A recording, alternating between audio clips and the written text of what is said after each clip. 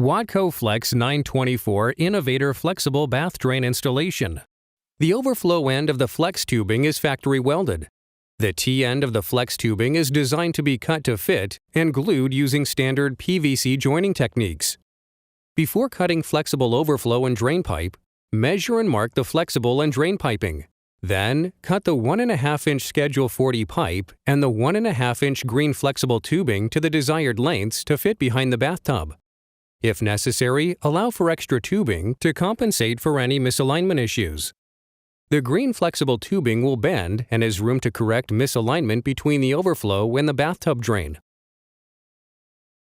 Next, following the PVC glue instructions, assemble the bathtub drain pipe, the elbow, and the flexible tubing.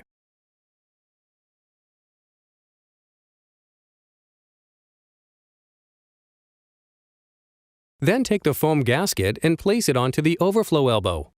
Insert the overflow elbow and the foam gasket assembly into the bathtub overflow hole from the back of the bathtub.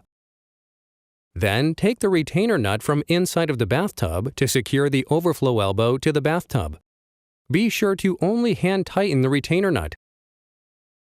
Remove the red test membrane. Then snap the Watco Innovator overflow plate onto the black retainer ring with the open slot shown here facing downward towards the bathtub drain. Secure the drain elbow and drain flange gasket under the bathtub by threading in the strainer body through the bathtub drain hole from inside of the bathtub. Depending on if this project is a retrofit or new installation, this installation could require 2 sets of hands to accomplish this step.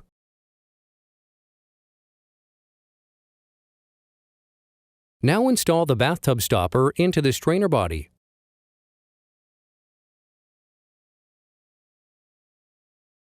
Look for more Watco how-to videos on the WCMIND YouTube channel.